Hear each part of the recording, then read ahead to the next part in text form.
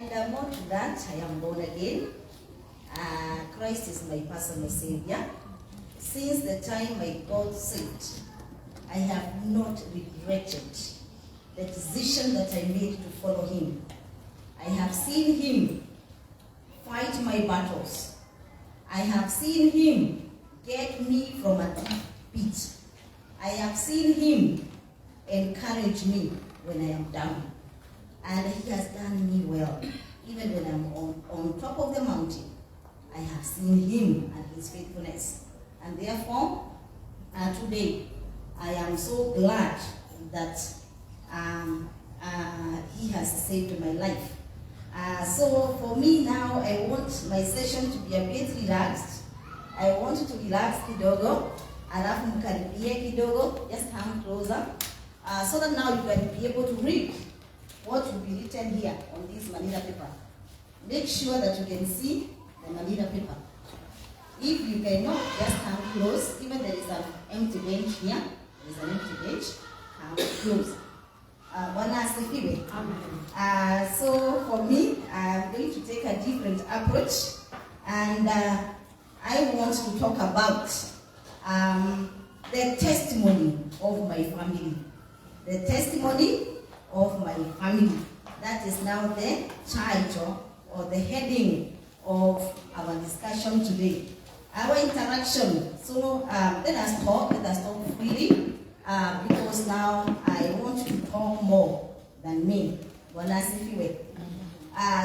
are talking about the testimony of my family. So before we talk about the testimony of my family, it is very important for us to remind ourselves the meaning of the word family. I know we have gone to school, maybe the majority of us, and we learned social studies, and we learned about family.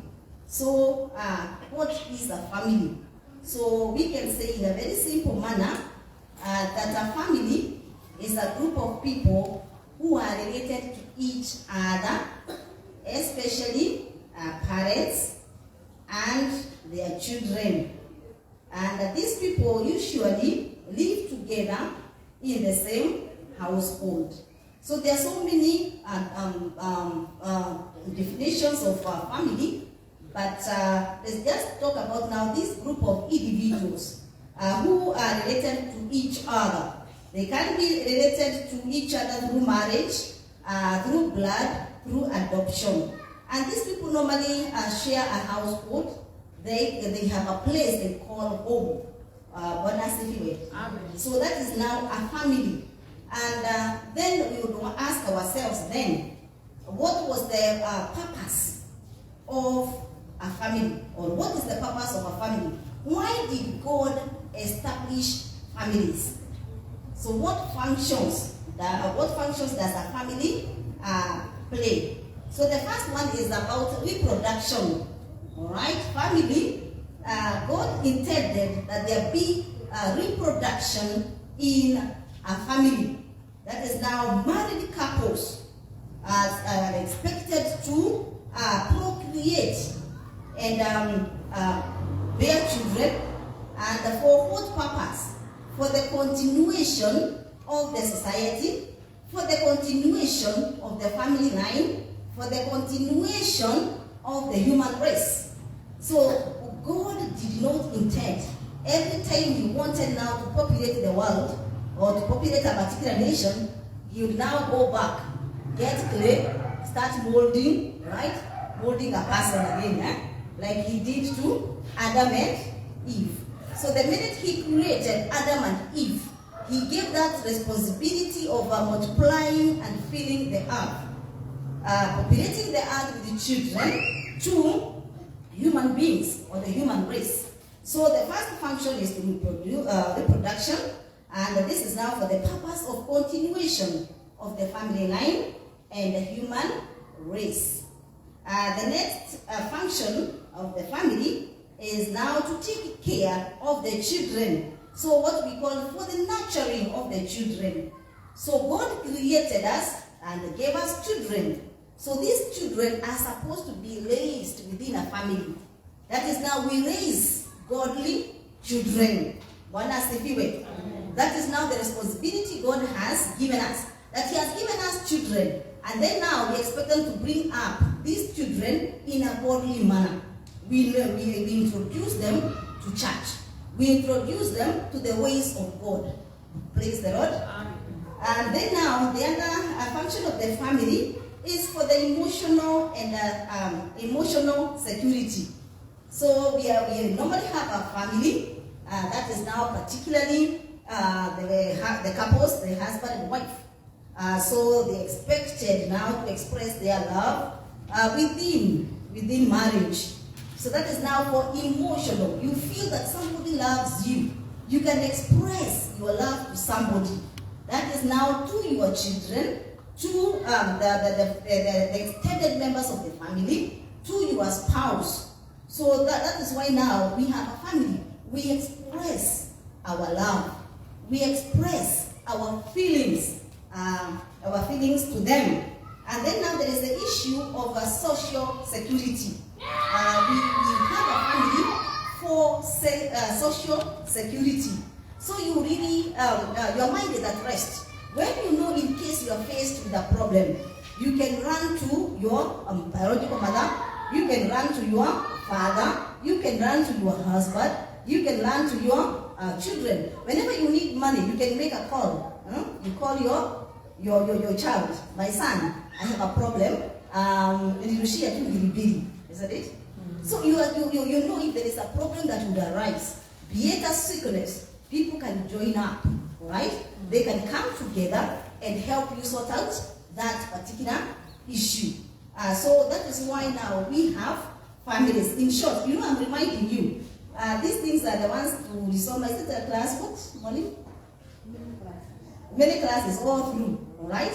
So that is why we have family. But now we may need to ask ourselves, so what is the original plan of a family? So the origin of a family is of course in Genesis chapter 1. We know what happened, that after God created the world, and after He created everything, at the climax of His creation, He created man. And He said that now let us create man in our image. He created them, male and female. And then from there now, He blessed them. And He told them, be fruitful, multiply, and subdue the earth. So that is Genesis chapter 1, 27. And so after He created that is now these two, He blessed them. And He told them to be fruitful and multiply. And then now we also now move on to Genesis chapter 2, verse 24. Here we see that God looked at Adam and He saw that Adam was very lonely. And therefore He decided to create a helper, a companion fit for him. And it is now after that, now after He created them, we see that now after He created Eve, okay, we see that now Adam quickly saw a beautiful lady when he woke up, and then he embraced Eve, right? And then now, I want to imagine, he went and then he was, I want to imagine he was very excited. And he went to her, I want to imagine, he embraced her, and he told her, welcome to this world. I want to imagine, I'm imagining the conversation between Adam and Eve. But now we are told that now for this reason, God says now for this reason, okay, that a man and a woman, okay, shall leave their father and mother, right? And then now from there now, they shall cleave to each other, all right? They shall cleave to each other. So here note that God has said, this young man will leave his father and mother. This young lady will leave the father and mother. And the two shall cleave to each other. And they shall become one flesh. So, Grace, Pastor Grace, come here. So, when we're talking about cleaving, we are talking, what cleave means holding tightly unto each other. So, come closer. Now I demonstrate what God wanted. Yeah? So, God said that the two shall live. And then the two shall hold tightly and each other. And the two shall become one. Bwana asifiwe. Amen. So the issue now of holding to each other is very, very, very important. So the two of them have left, and they are supposed now to live somewhere, holding tightly unto one another. And then now from there, they're expected now to be fruitful and to multiply, and also take part in filling the earth. Bwana asifiwe. So when God did not want that business of always now going to the clay and coming up with another person, another child, another like that. So they were given that responsibility. And therefore now, after now he has created, he has blessed them, he is expecting them to bear children. Then from there now, God himself instituted order in the family. God has started the family. Let alone, we will see that now Adam and Eve, they got children. Everybody know, we know them, Abel, Cain, all right? And now from there now, he had to institute order and discipline in the family.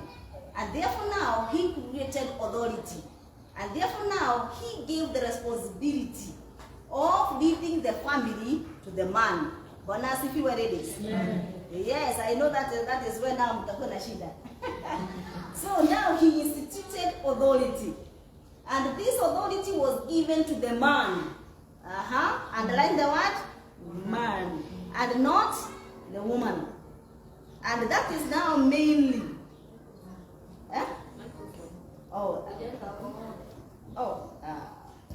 And that is why mainly we find there's a problem in our families. Why? Because now there are some women who have taken the authority position of the man. And that is why now our families are not going on well. Because of what? Exchanging the laws. It is the woman who is leading the family instead of vice versa. It is the man who is supposed to be the head of that family. Bwana asifiwe. Yes, that is now God's order. So that now this man can give direction. This man can give instructions and even order.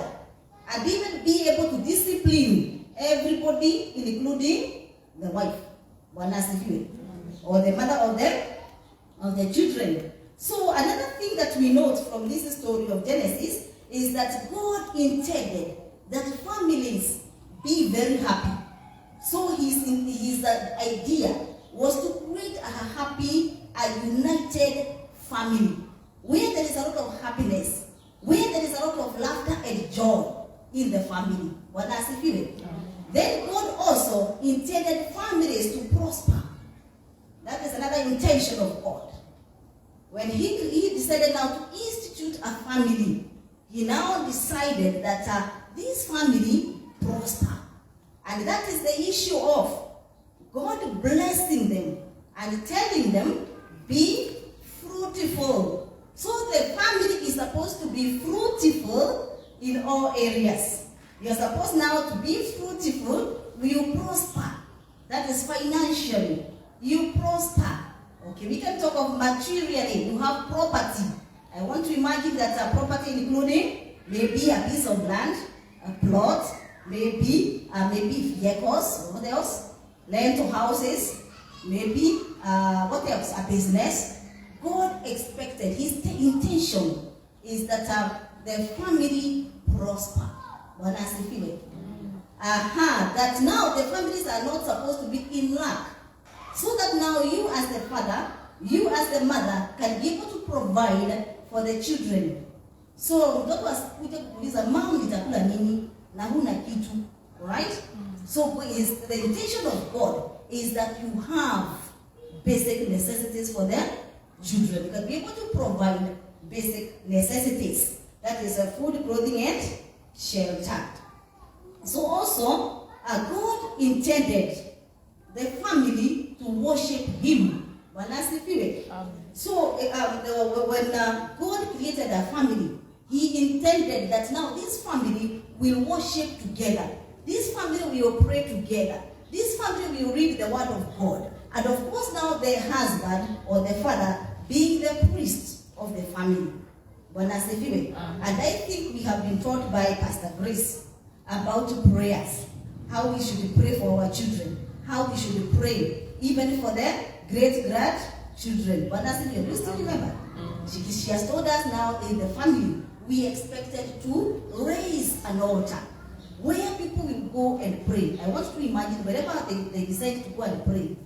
Maybe some houses have prayer room, maybe in the sitting room, you just sit together, worship, pray together.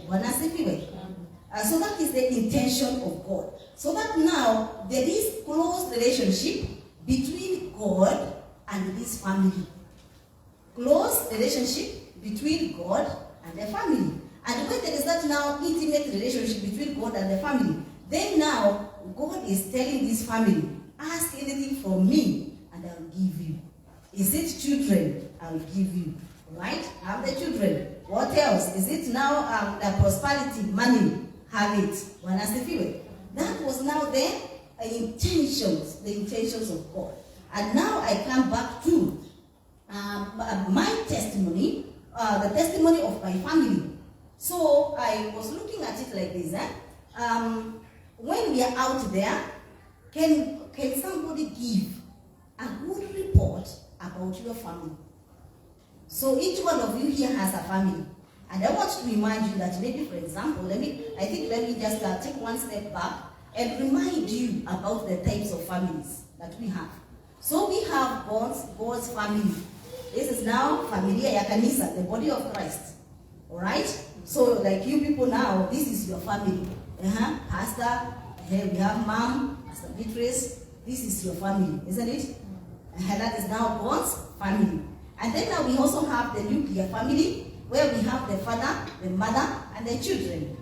We also have extended family, where we have now others, the father, the mother, the children, plus now the close relatives like the aunties, the uncles, and all that. That is now, and the cousins, that is the extended family. And then now we also have a single parent family. Single parent family. And there are many reasons why we can have a single parent family. Maybe, for example, maybe you were once married, but you separated or you divorced from your husband. Maybe that could be a reason why you're single. Or maybe, for example, you are widowed. Maybe you were once married, but unfortunately, your husband passed on. Alright? So you are left with the children, taking care of the children. Or maybe, for example, you had children, you were once in a relationship, and then now you got children, and now you're raising the children alone, single-handedly. That is why you're called a single mother. That is your family. And all these families now, God has a purpose and a plan for them. And then we also have another type of a family, grandparent-led families. Grandparent-led families. So maybe now this is a grandmother or grandfather who has been left with the children. So he is taking the children of the son or of the daughter. Alright? Then we also have the children-led family. Children-led family. So this is now a child who is taking care of the other children. He himself is a child. But because they have been left, maybe by the mother, the father, there is divorce, there is separation. Nobody wants to stay with the children. Finally now the children stay alone. So that is another family that God honors. All these families are in the plan of God. Alright, so now we come back now to the testimony of my family. And in this testimony of my family, today we have brought our families to the garage. So we have brought our families today in the garage. And then now when we take now our vehicles for service, makanika anacheck nini, anacheck engine, kama inafanya kazi vizuri, alright, anamwaga engine oil, anareplace na ingine fresh, nini ingine anacheck the lights kama zinafanya kazi vizuri, what else? Miguu, the tires kama ziko sawa, ziko na pumzi, what else? The brake fluid, maybe I want to imagine kama wipers zinafanya kazi vizuri, sindio? So today we have brought our families for what? Checking, check. All right? So wakati mwingine, when you are, after you have taken some fun time, the vehicle can have mechanical problem, all right? Because maybe, alafu now kuna light ina pop up hapo, inakuandikia check engine. Meaning, hiyo engine iko na kasoro fulani iangaliwe. All right? Na ukiona hiyo light, you take your car to the mechanic very fast. Because inasema kuna nini? Kuna danger. So leo tumeleta familia zetu for what? Checking. Bwana asifiwe. So Pastor Grace, now be ready with your pen. So now we have brought these families, and I want now to ask ourselves, what is the testimony of my family? So me, I am Christian. What is the testimony of my family? So I am married to Mr. Waitaka, he's called Isaac Wairede. Maybe you may not know him. Alright, I am married to him. And I have 2 children. Alright, Esther and Evans. That is my family. So as my family now, Waitaka's family. So what tell about Waitaka's family? What can people say? Family. Do you remember even there is a time Jesus asked the disciples, who do people think I am? So what can people say about your family? And I want us to look at 4 types of families here. So I know maybe, let me just pick names, right, randomly. And please, if I pick your name, and don't feel offended. So the first family now, the testimony of Kamau's family. And when we are talking about Kamau's family, so now maybe Pastor Grace, you can write testimony of Kamau's family. So hata wewe now angalia, hata kama wewe sio your husband is not Kamau, ama nyumba yenu sio ya Kamau, put a word there, your family, all right? This is Grace's family. This is Christine's family.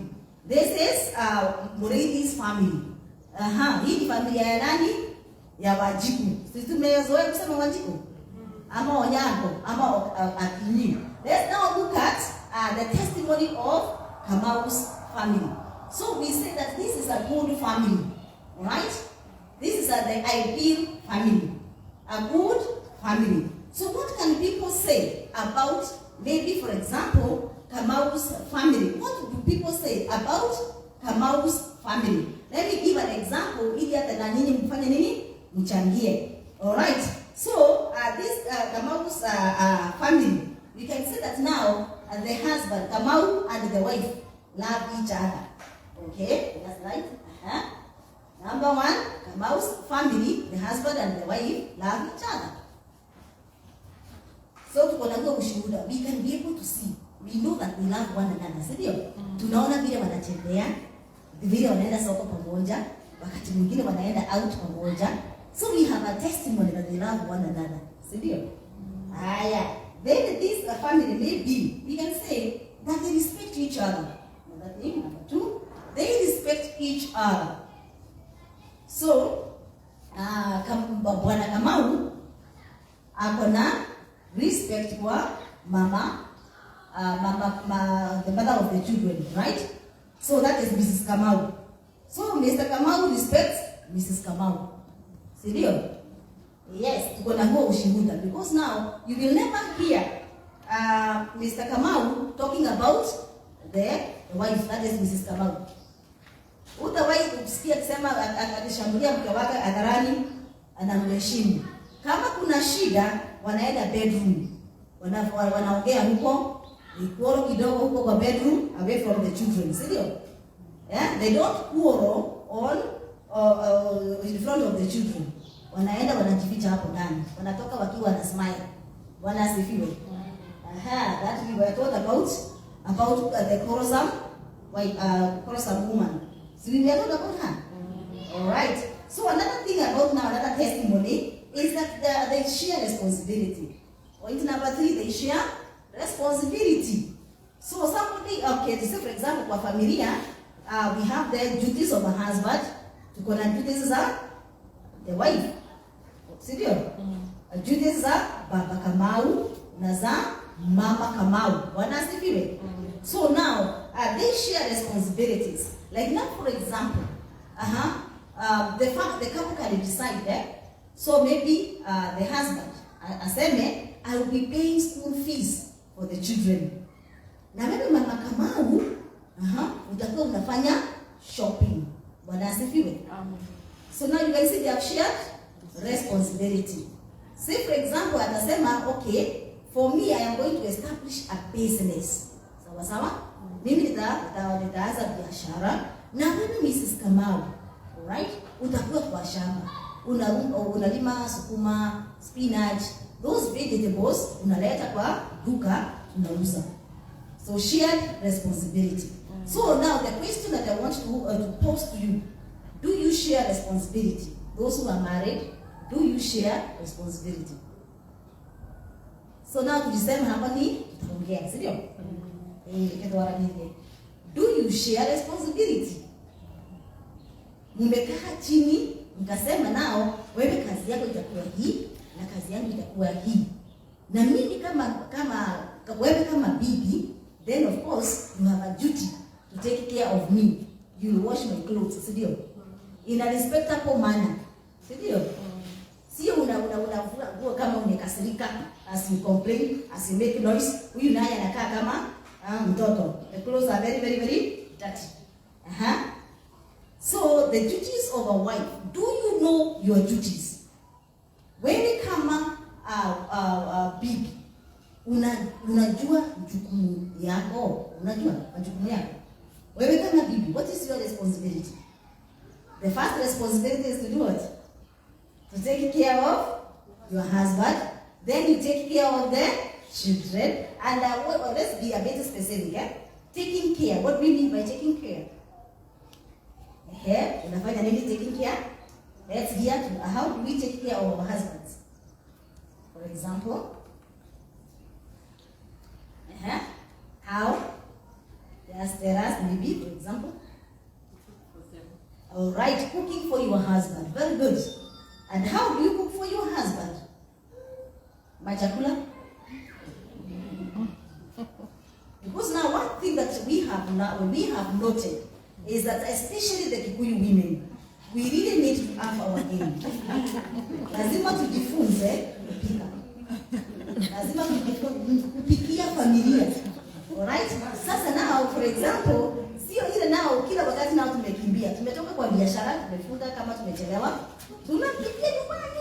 Unabeba sukuma. Unaenda unakata long ones.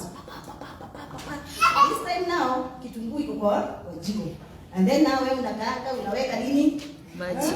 Then from there unaweka demu. And especially now unasema uchumi ni mbaya. Kule bila complain. Bila unajua vile uchumi ni mbaya. So we must train ourselves how to cook. And that is why now unaona familia zingine ziko na shida. Why? The way to a man is through the stomach. If you want to get to your husband's heart, kama unataka kuingia hapa, upitia wapi? Watumbo. Sawa sawa? So you must now prepare the food. Number one, there is the issue of preparing the food.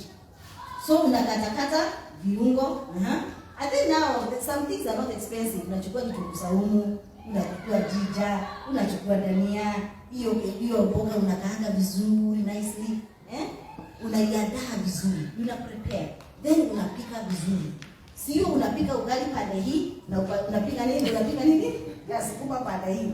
Ama unakaanga kitunguu pande hii, and pande hii nyingine kuna maziwa. Finally maziwa inamwagika. Wewe unakimbia piu watu wasali. Ndio sema mama, wacha kunisumbua. So because unaenda piu. Chakula ya wajibu. Hiyo inaitwa machakula. Hiyo inaitwa chakula. So lazima uandae chakula vizuri. Ujue unapikia nani hii chakula. Prepare it well.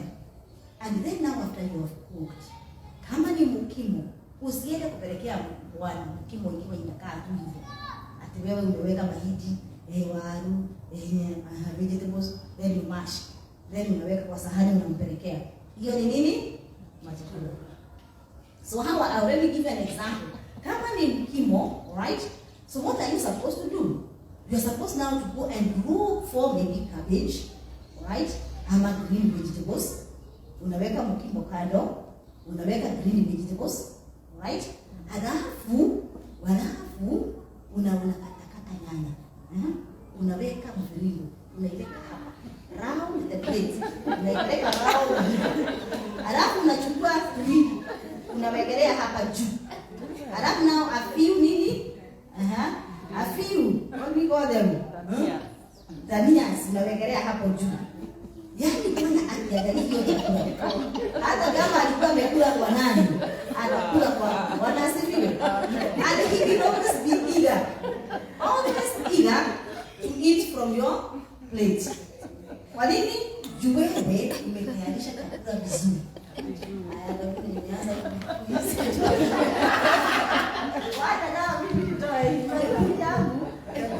Session yangu itakuwa a bit relaxed. Ukisema nao unafanya nini? Utaongea.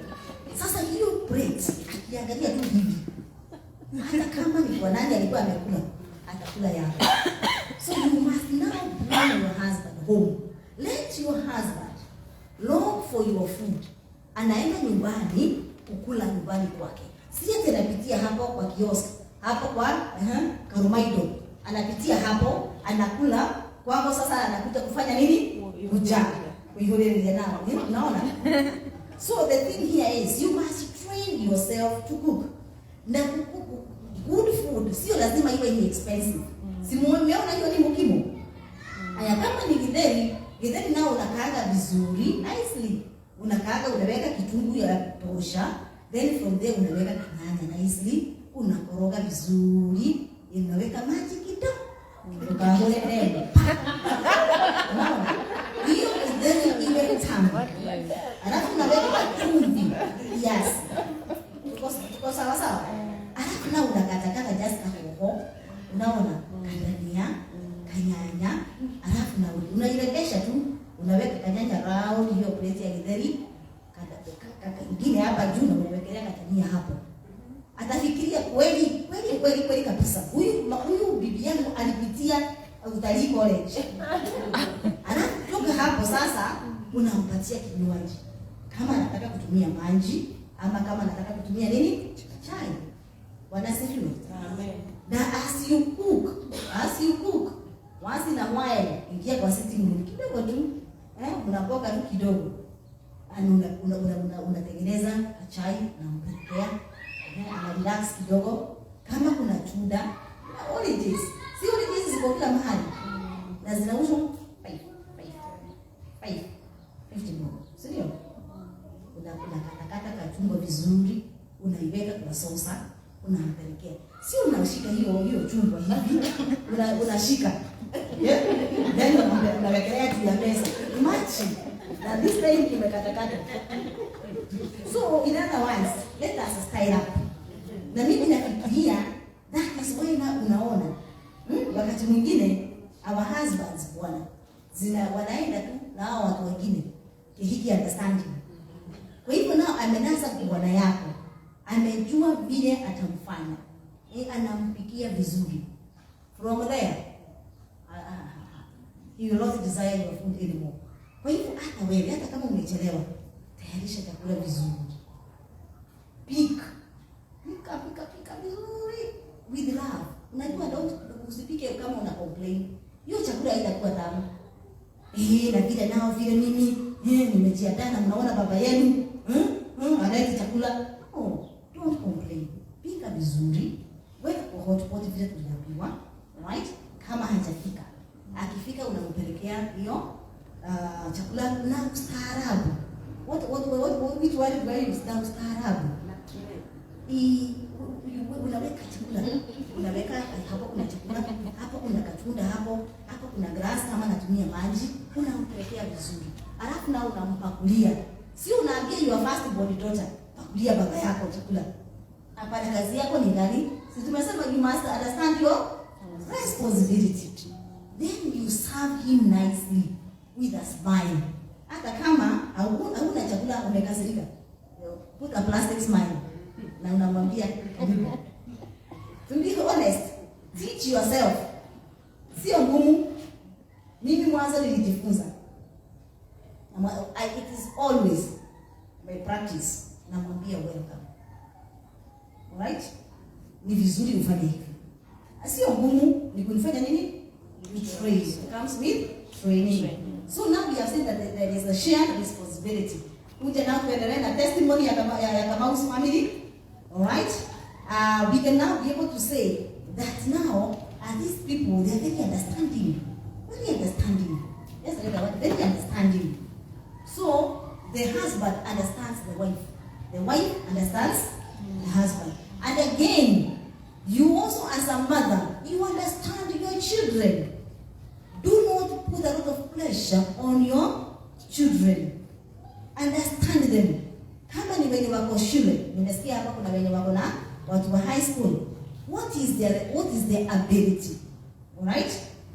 What grade does your child normally get? Kama huyo mtoto ni average, do not put so much pressure lazima kuletea grade ya A. Na hawezi. Right? Amejaribu, ameshindwa. So do not put what we call undue pressure. So know the ability of your children. So that now you can be able to understand that huyu anajua kazi ya mikono. Huyu is gifted, right? Academically. Sawa? And of course, you'll be able to understand, even when you leave your children at home, kuna wenye utapata wamefagia, wameosha vyombo, na kuna wengine utaacha kwa hiyo family. Upate now, things are where they were. Wakiona umeingia, ndio wanakimbia, wanakumbuka. There is something that we want them to do. So just understand your children. What does your son like? What doesn't he like? Understand him. What does your daughter like? What doesn't she like? There is one, let me give this example. There around the year 2000, there's a student who told me, I don't like the way my mother wears. I have told her severally to stop wearing those very short skirts. Na anawea, anasema now those very tight tops, right? Aliniambia aki mwalimu ukiona mama yangu utafikiria tu is a prostitute walking. Watu hata wananiuliza, huyo ni mama yako? Hata wakati wa visiting akikuja, mimi sitaki na kuonekana na yeye. Jua amejipaka makeup huku, amejipaka huku. So ameweka now even a lipstick and she just looks crazy. So she was telling me, mwalimu, tell my mother to change her dressing style. And do you know, I looked for that mother, na tukaketi na yeye, I took her to counseling kidogo, and then I told her, your daughter does not appreciate you the way you wear. Is it possible to change your wardrobe? Is it possible to change your dressing? And she told me, Kama, that is how she feels about me, I will change. And sure enough, that woman changed. So understand your children. What do they like? What do they like? Understand your husband. Kama amekanya, don't be in the company of so and so. Misi pedagi ukiwa na mama so and so. Okay? Now unasikia the authority in his voice. So what are you supposed to do? Just understand that he doesn't like her for whatever reason. Of course, he must have some reasons why he doesn't like you in that company. Alright. So, very understanding. Understand your husband. Akiwa na pesa na akiwa amesota. So if he's broke, don't just keep on demanding things. Understand. Businesses are down. Alright? Uchumi sio mzuri. Vile tunasemanga. Uchumi imeharibika. So don't keep on demanding and demanding. Just be understanding. So let's go to point number 5. We are giving testimony that now Mrs. Kamau has a lot of wisdom. Ni watu wanasema tu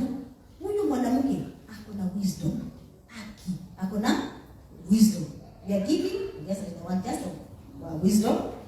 So, for us now, when we are in a family, it is good that we get wisdom. And I think I will not emphasize on wisdom. Why? Situlifunzwa asubuhi maneno ya wisdom, that you must know what to say when. That is wisdom. Are we together? So mzee akiingia, baba watoto wameingia, so look at his face, and when you give him a smile, welcome, and he is not reciprocating, what do? Hata wewe mwanzo unashinda nini baya? Don't keep on asking. Sasa now shida yako ni nini? Wisdom demands that you do what? You first of all keep quiet. You allow him to settle. You allow him to relax. You change his clothes. Then from there, you go and ask him, do you mind a cup of tea? Because now umeangalia nini? Mood. Alright?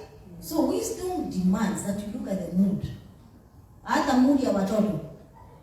And then now from there, now you know what to say. So you must have a lot of wisdom, and the wisdom to build up your family. Wisdom to preserve your family. I'll give you an example of Rahab, the prostitute in the Bible, you know about now, the 10 spies who had been sent, right, by Moses to go and spy the land. And we see that finally Rahab hid the 10 spies, all right? And then now after that, they had a covenant. She said, okay, fine, I'll hide you here. But now when you will be coming to destroy this city, then make sure that you preserve me and my family. That is wisdom. She did not even ask for maybe a property. She only demanded one thing: preserve me and my family. That is wisdom. So a wise woman preserves her family. So kama ni sijui kama nimeona kama kuna wenye wako na daughters in law. Sijui kama kuna mwenye wako na daughter hapa. Kijana yake ameoa. Do we have one? So a daughter in law, sio? Wisdom demands that hata kama huyu daughter in law, right? Huyu ni msichana wako. Even if she's green in many things. Wisdom demands that you be patient with her, and then now you train her to become a good wife. Patiently teach her how to cook. Patiently teach her how to hold the baby, how to wash clothes. Hiyo yote ni kazi ya nani? Mother-in-law. Wanasifiwe. So you build your family, but now you don't go and give all the negative things about this girl to your son. That is the husband. Unaenda unamchochea, right? Finally, anatandikwa usiku, right? So what do you think will happen? This girl will run away. Maybe run away and leave you with children. Wisdom demands that you know what to say and when. Another thing about now this family, let's talk about obedience. Obedience. So this Kamau's family, there is a lot of obedience. Bwana bibi anatii bwana. You obey, right? The instructions given. What is your husband telling you to do? You obey. Usiwe kichwa gumu. Sorry to use those words, Kuna wengine wanaambiwa ufanye 1 2 3 4 5. Jioni bwana akikuja, hujafanya hata moja. And what have you been doing? Talking and laughing with the friends. So do you think your husband will smile at you? No. So you must obey your husband. Obedience and respect will go together. So we are talking about respecting our husbands. Respect and obedience. And I want to give you an example of Sarah. Of Sarah, tunamwita Sarah wa Ibrahim. Sarah used to address their husband as my Lord. Have you heard? My Lord. Deep respect. So we learn from this lady of faith to respect our husbands, address them well. Usiwe unawaita mzee wangu, right? Huyu ni mzee wangu. They don't want to be called mzee wangu, alright? Introduce him very well. This is my husband. This is the father of my children, right? Huyu ni be wangu. Are we together? So, do not really, okay, be disrespectful. Maneno unatoa machafu. So, once to demean your husband. Hata watu wakiza wanaangalia, hey, that is how she talks to the husband. Unaona? So it is good to respect and obey your husband. And even when we're talking about now, for example, you also even respect your children by respecting yourself. You start by doing what? When you respect yourself, then you're also respecting your children. Isn't it? Yes. Kama ni kuvaa, unavaa vizuri. Alright? And then now, another testimony that we're going to give is that now, this Kamau's family, we see that now that the couple has a warm heart. Warm heart. Warm heart meaning what? Warm heart meaning what? That ni huyu ni mtu mwenye anafanya nini? Ana embrace watu. Ukienda kwake, the first thing anakuambia karibu. Asante kwa kunitembelea. Hii kuja ingia ndani. Oh, come in, welcome, come in. Have a seat here. You are warm. You receive visitors well. You respect people. Sio ukiona mtu kwa gate, unashika sasa huyu amekuja kufanya nini? What this one come to do? Unamwona kwa gate, hey, you wear a smile. Unamwambia karibu. Hey, kuja please. Hey, ingia ndani. Have a cup of tea. Are we together? You are warm. You are embracing the others. And you embrace even those less fortunate. Ukiona huyo ni kijana, hawana kitu ya kukula. Ita yeye, kuja kukula na watoto wangu. Right? Unawasafu watoto wako, don't chase away this boy. Hata yeye mpatie chakula wakule na watoto wako. Utabarikiwa. Bwana asifiwe. So you are warm, you are kind, you are generous. And then now you are very committed to one another. Another trait is commitment to each other. Commitment to each other. So you will do everything possible to make sure your family stands. You will do everything possible. So including, okay, kumwambia kama nao nilikosea bwana yangu nisamehe. Right? You will do everything. You humble yourself. You are so committed, you do not want anything that can destroy the relationship between yourself and your husband. Are we together? So you will do everything possible, including even leaving that company he wants you to leave. Are we together? Including sacrificing yourself. When ile program ya kumkumbaja, inaitwa kumkum ama ni kudalibaja. Ni kudali sasa. Zote. When now there is that nice program that you have. Wewe mwenyewe uko kwa kitchen. Hapo unatengeneza chapo. Unatengeneza breakfast ya kesho. Wanasifiwe. You are sacrificing. You are so committed to the family. You don't want them to leave the house, to leave your children to leave the house without good breakfast. Wewe mwenyewe you are so committed to those children that you wake up in the morning to prepare them to go to school. Don't now tell them, unajua nilipika chai jana, warm the tea and take the tea and go to school. Alright? You're so committed to your children. You want the very best even for your children. And you're so committed that you want that unity, that love in the family. When I say you will do everything possible, even to protect that family. So another ushuhuda, and that now this family, of course, they communicate. They consult one another. They communicate and consult one another. And that is now communicating, talking, sharing. So remember what I said from the beginning, that God wanted Adam to be happy. He looked at Adam and he saw that Adam was very lonely. So what did Adam do? When he was given their wife, Eve, I'm very sure he was very bright and he was smiling from corner to corner. At last, flesh of my flesh, bone of my bones, she shall be called a woman. So consulting, communicating. Give yourself time, create time to be with your family. Just sit down. Let the children run over you. Especially girls.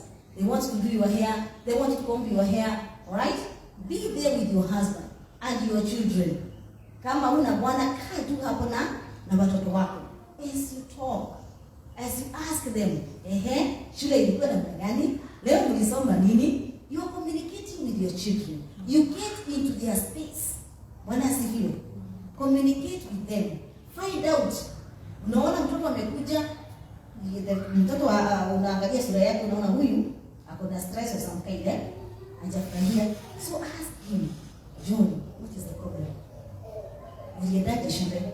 Ni nini baya? You are concerned. You show concern for your family. And of course, what we were told by Pastor Grace, patience, don't write patience. You have to be very patient. So, when we have families, I'm very sure all of us, we face challenges in the family. Serious? Kama maybe, for example, there is maybe a disease in the family. Maybe one of the family members is sick. Maybe kuna pesa, business is going down. Ng'ombe imekata maziwa. Mulipanda, alafu now ulikuwa na kiangazi. You did not harvest anything. Generally in a family there are problems. Serious? Kuna challenges. Hata za watoto. Mtoto anavuta bangi, wengine wanakunywa pombe. Kuna challenges nyingi. Na wewe ni mama ameokoka. Umeokoka. Na kwa kusema ukweli unaangalia mtoto wako, unalia Mungu.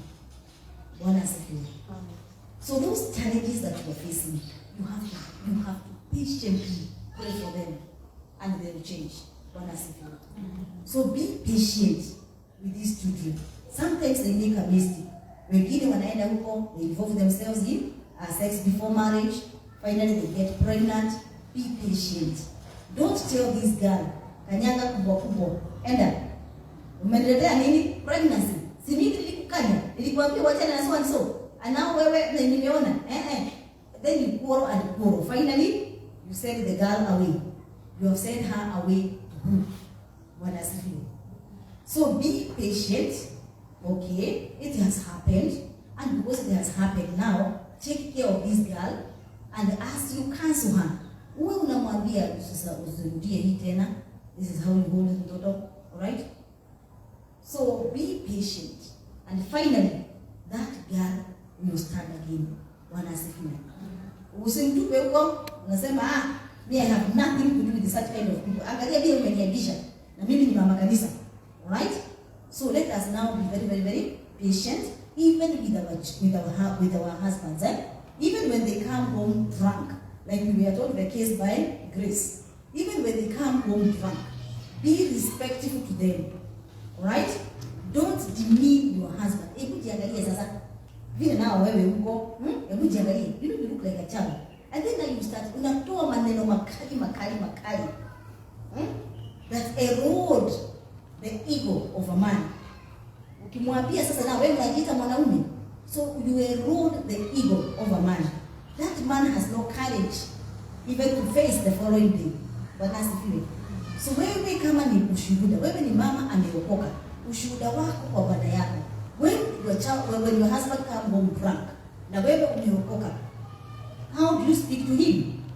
Do you serve him food? Ama mnapika, mnakula haraka, wakati amekuja mnamwambia kasita chakula, na wewe umekula na nani? Na kina watoto, na mnalala. Is that good? So what we are saying is this: your husband is your husband. He is the best that you will ever have. Bwana asifiwe. Never be lied to by somebody, even when you are nakudanganya. Alright? Are we together? He is the best. So what you need to do, you only need to mold him. Keep talking to him. Keep talking to him. Maneno mazuri. Leo nimeanguka. Sawa. You wash the clothes without complaining. And I was really challenged one time by a certain woman. Alikuwa ananifanyia kazi kwangu. And then now the husband used to drink seriously. Baka anajikonjolea. Baka hata kujikonjolea hata hiyo ingine. So finally now anatoa hizo nguo, anapeleka kwa mto, anavua.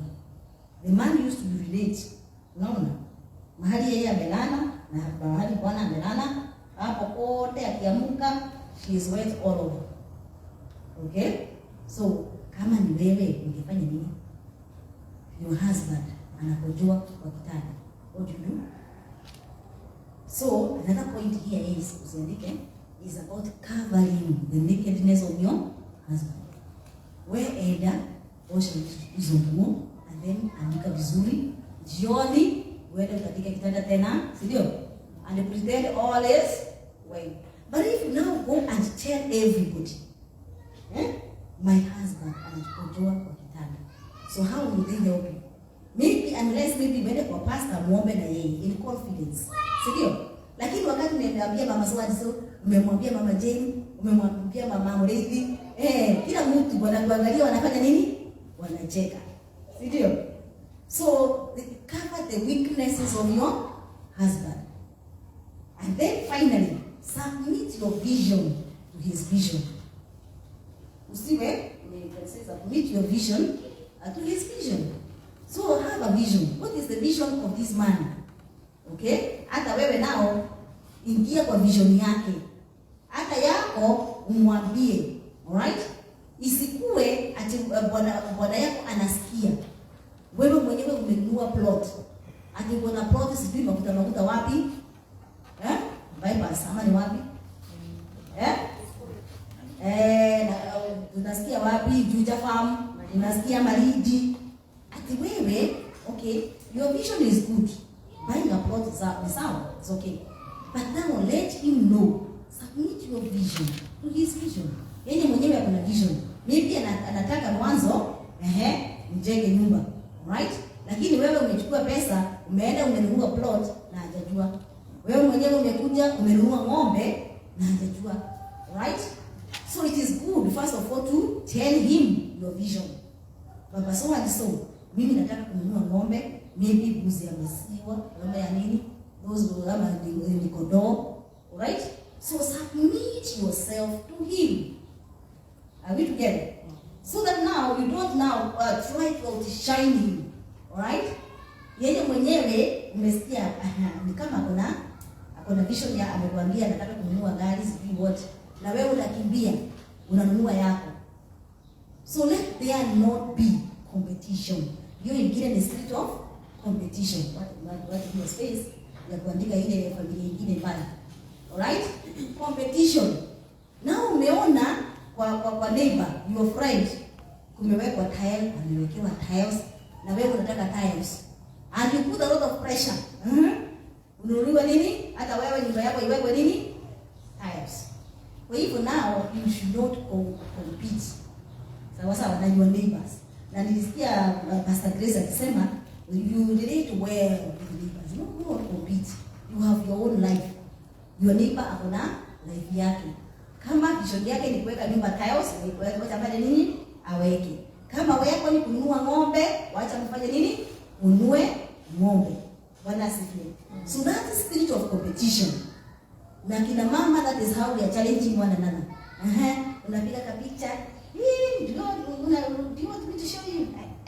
Unapiga tiles. Unamrushia. Basi. Naye analala akijua, waacha baba soa kuja. Tafanya nini? Hata mimi. So competition, tuachane na hiyo. Haya, twende kwa ile familia nyingine. Sasa nao tuende kwa familia nyingine. Na nitakimbia kwa familia hii nyingine kuja mama Teacher Grace. So hii familia nyingine, let's now see a family which is not in God's plan. Right? Right? A family which is not in God's plan. Very fast. It's me with haraka. All right. In this family now, what do we find here? We find disrespect. Are we together? That we the Nyagas family. Okay? We the Nyagas family. Who there is a lot of hatred. Right? I don't know why people hate one another. You find that now brothers do not see eye to eye. Maybe the mother-in-law does not want to see the mother-in-law. Daughter-in-law hates the mother-in-law. hata naongea mambo mabaya kuhusu mother-in-law. Wanasifiwe. So there is a lot of hatred. Umenana. Another thing is unforgiveness. Hiyo ni familia nyingine. Unforgiveness. Na tunatoa ushuhuda wa Nyanga's family. Kwa hii familia there is a lot of forgiveness. So you always live in the past.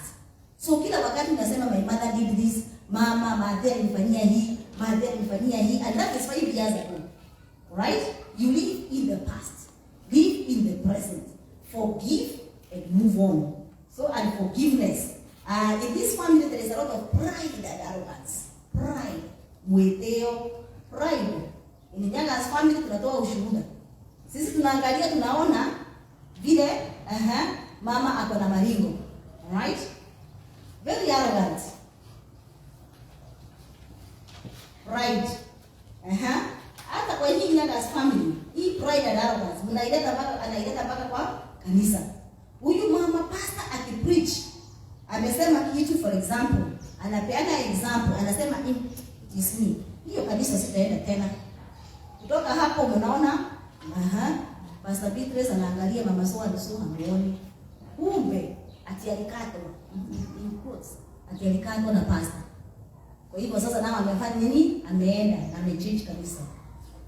Dare you touch her? Hiyo ni nini?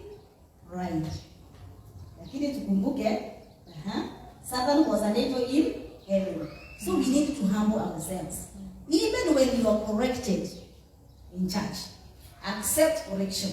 Sawa. Be humble enough to accept correction. Do not run away from church simply because you have been corrected. You need to be pruned so that now you can bear fruits. Right? Then there is a lot of unfaithfulness.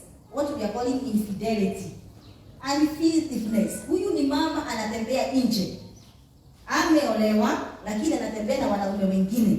Wanaenda wanakunywa huko kama kisi sijui wapi, hapa Sakana. And then anaenda usiku, anaingia nyumbani usiku. Amelewa. So what do you think will happen? There will be fight, there will be quarrel. A quarrel and a fight leads to what? Death. So what niwaambie something. Let me tell you something. There is a lot of unfaithfulness, a lot of infidelity in marriage. And it is also for when you wameokoka. So sisters, unaenda na brothers, right? Wewe kama bibi ya mtu, unaenda hapo, na unasema unaenda Murang'a, kumbe mmepakana na mtu, unaenda kwa mkahawa. Are we together? There is a lot of unfaithfulness kutembea nje. And I came to we meet ilikuwa salon somewhere, and then nikasikia mtu walikuwa nasengenya another lady.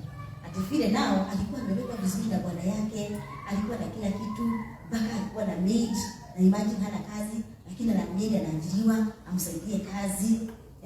And then now huyo this lady now alikuwa anatembea nje na another man. Na walikuwa nasema huyu man anataka tu kumharibia dunia yake. Sasa finally nasikia kasichana kamerushwa nje. Za young girl. Kamerushwa nje na bwana yake. Si unaona kuna haribu doa. Because now finally you break the trust.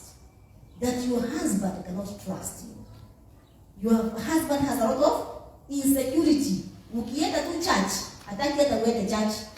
Hataki hata uende anywhere hata kesha, you are not allowed to go. Kwa nini? You have also proved yourself not trustworthy. Are we together?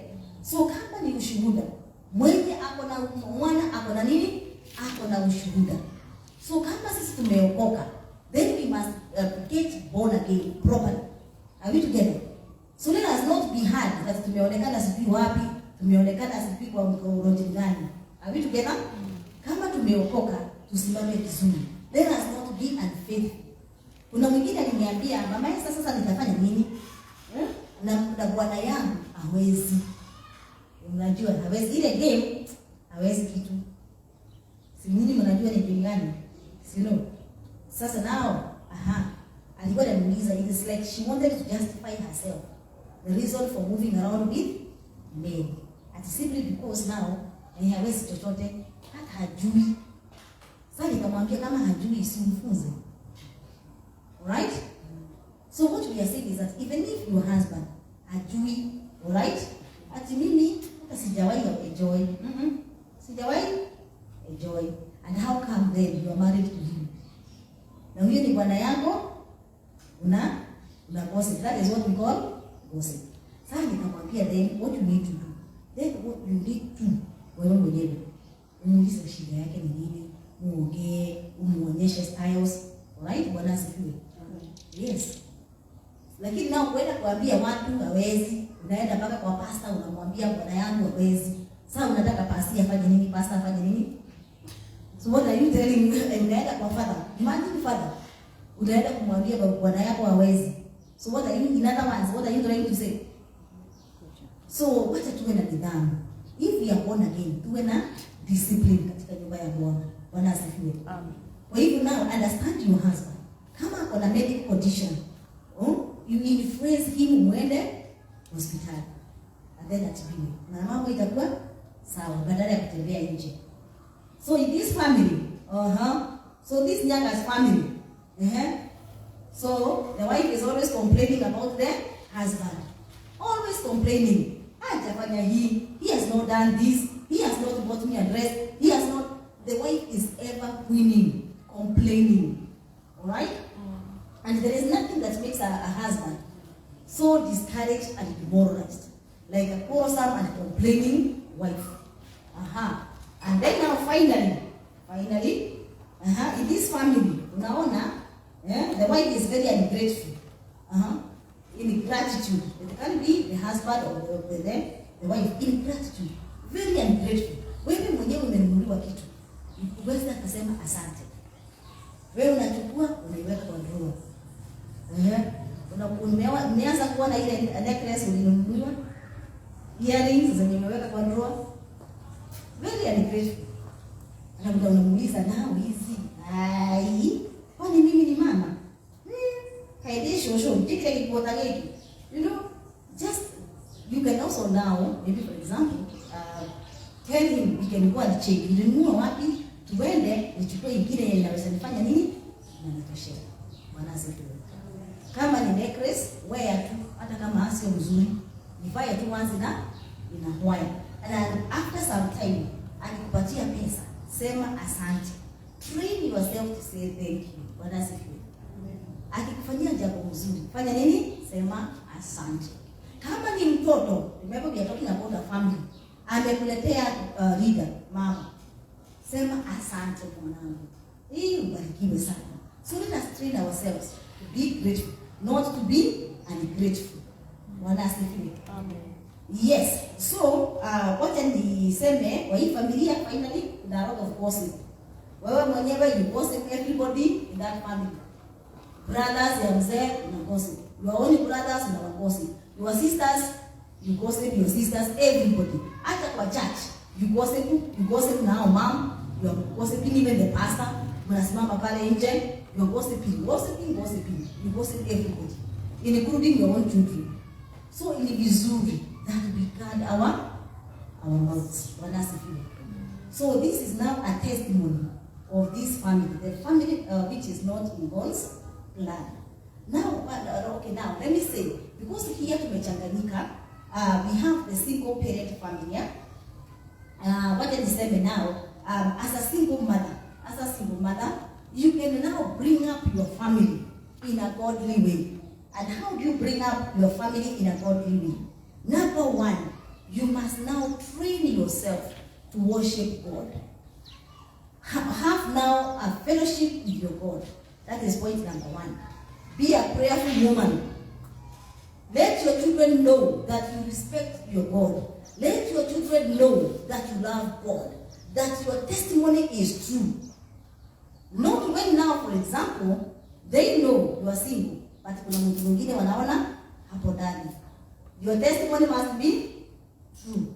As a single lady, what are you supposed to do? Have what we call self-control. Have self-control. Umeokoka, umependa Yesu. Right? That is the testimony. Vile tumesema mwenye akona ushuhuda, mwenye akona Bwana, akona son, one who has a son has a testimony. So, Control yourself. Have what we call self-control. I know you may be young. Lakini sasa now you have those feelings, sexual feelings. So what do? Then you tell God. Those are the things that you tell God in secret. Alright? Unamwambia Bwana, help me to control myself. Help me not to be immoral. For your name's sake. But we know it is possible. We know Joseph of the Bible. Seriously? We know it is possible. Yes, you do not have a husband. You are young. You have feelings. But contain yourself. Those feelings, when they come, then keep yourself busy. Wake up. Then go to the kitchen. Wash the utensils as you see. And you're very busy washing the utensils. And hapo nje, split firewood. Hiyo energy ifanya nini? Itoke. Bwana asifiwe. But do not now even incite your body by watching videos, right? Romantic videos. Because now when you watch romantic videos, naona this is a couple, they are kissing, they are doing what? Okay, it's a movie, but it will bring those emotions back. Are we together? So what are you supposed to do? Don't watch such kind of movies, right? So you can switch to a religious channel, particularly maybe for example gospel music, MCPCI. There are so many gospel channels, Christian channels, or there are many. All right. So that is how now you contain yourself, and then you tell God, help me to control myself. Help me. So here God is assuring you of His help, and He will be able now to get rid of those emotions. Shift your mind from maybe for example anything that is romantic. Then the other thing is be a hard-working woman. Yes, you're single, but be a hard-working woman so that now your family will not lack. Vile tuliambiwa na Pastor Grace that now you must work hard. You must wake up, have a business, alright? Kama ni kitu kidogo tu, go fua nguo, but make sure that your family will not lack. I had a very funny argument of a certain lady. She's a commercial sex worker, and then alikuwa anasema na mimi nimekosa job, mimi nimeapply nimekosa job. Unafikiria mimi nitakula? Sisi tukilala njaa, watoto wetu wakilala njaa? Hapana, tutakula hiyo pesa na bwana zenu. Unasikia? Sasa nikamuuliza, but you know there is another way you can earn money other than involving yourself in prostitution. So tukaongea na yeye, finally I convinced her. Kwa hivyo sasa now, if you are a single mother, then work hard, make sure that your children go to school. As you pray, as you tell God, I need money for school fees, I need money to buy shoes, clothing for my children. Bwana asifiwe. And then now also, as a single lady, it is for you to have a good family. It is important that you talk and communicate with your children. Keep talking with your children. Know what their children are going through. And if now anakuuliza maswali, mama, na kwa nini hatuna baba? How do you answer that one? Wakina so and so, wakina baba. Wakina Kamau, wakina Brayo, wakina Keogo, wakina baba. How come sisi hatuna baba? So how do you answer that question? How do you answer? Be truthful, right? So are you going to tell your child that the father died? Yeah? That is what you're going to tell her. Yeah? And alikufa kitambo, wewe ukiwa mdogo. But do you know one day, one time, that child will know the truth. Unajua? Yeah? So the best thing is to be honest. Unamwambia tulikuwa tunapendana sana na your dad, but unfortunately relationship haiku work out vizuri, na kwa hivyo sasa tukaachana. Halafu yeye mwenyewe akaoa mtu mwingine, right? Na sasa nao mimi niko na mimi, and I love you so much, na nyinyi mtasoma. Bwana asifiwe. And once in a while, take these children to the uncles, matano, okay? Your own brothers, wanna spend that time hapo na watoto wake. Finally, atafeel hiyo love ya nini? Ya father. Bwana asifiwe. Yes. So, kwa hivyo sasa, don't just be truthful. Make sure that your children are very healthy, they are very smart. Sawa sawa? Even if they don't have very expensive clothes, make sure those clothes they have, they are clean. Your children are smart. Work hard. Enda kibarua. Nunua one smart dress for Sunday. Na wakati mnatembea hivi, unawaambia watoto wangu twendeni out. Mnaenda mnafika pale kwa mto, mnaangalia maji pale kwa Nivasakana. Unawanunulia nini? Chipo. Alafu mnaenda home. Alright? So make sure that your children are smart. Your children are healthy. Feed them properly. Bwana sifiwe. Kwa shule tulifunzwa nini? A balanced diet. So hata kama uchumi ni mbaya, you can get fruits. Hapa kwani kuna very many avocados, sio? There are many vegetables. Nunua kasuku ya viazi. Enda boil them. And then now weka kwa mafuta kidogo. Watakula. Bwana asifiwe. Kama ni chapo, wacha wafanye nini? Wacha wakule chapo kidogo tu. 3 or 4. I know the unga ni expensive. Ndovu ni expensive. Lakini tu kidogo. Once in a while. Wasiende tu nao kwa wale kwa neighbors kuangalia wale wengine wakikula chapo. Do everything possible. And when you pray, God will open doors for you. You will not lack mahali ya kufua nguo. Utakosa kazi. Every time watu wanakupigia simu, Mama Brayo, leo uko busy? Nawaambia hapana. And the next day, Mama Brayo, God will open doors in miraculous ways. All that you need to do is to do what? Trust in the Lord. Trust in the Lord. Prayerfully as you pray for your needs to be met. And then now finally, sacrifice. Sacrifice to educate the children or to keep your family well catered for. Sacrifice. I know as women, we really influence one another. Kama ni hairstyle, you want kama like that one or so and so. Kama ni guo, hiyo fashion imetoka, viatu fashion fulani imetoka. Sacrifice. Alright? You can keep away some of these things. So that now you can be able to pay school fees for your children. Wakati mwingine unaona mama anaenda shule. Ati kujitetea kwa mwalimu, hana karo. Anaenda anapata Pastor Grace. Anamwambia mwenye sina pesa ya kulipa sijui what exams or what. Lakini ukiangalia huyu mama from head to toe amevaa 10,000. Ukimwangalia tu hivi unajua huyu mama kuna pesa. Alright, because now zile nguo amevaa, ile sweta amevaa, ile nywele iko kwa kichwa, hata unaangalia yeye si unaangalia tu unaona nini? Si unajua the prices. Kwa hivyo sasa now do not now dress yourself so expensively at the expense of your children. So balance your life. Balance it. And you won't have out of stress. Forget about fashions. Okay, when you wanafanya fashions, once in a while, wear a good clothes, but sacrifice for your children. Sasa now hii familia ya single mother, which is not in God's plan, we have been told it's like almost the same, that they are immoral behavior. Huyu ndiye anaenda na mabwana za watu at because she is single. Lakini do you know you can keep yourself pure. Bwana asifiwe. Si lazima upewe pesa na nani? Na mwanaume. God himself is a rich father. God himself is a rich father.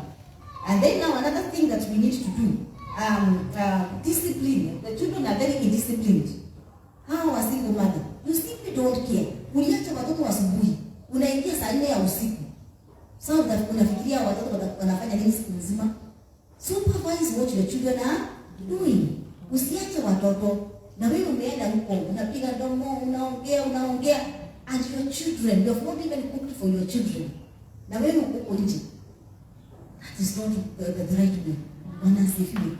And then now do not also be a con woman. Yes, wewe uko single.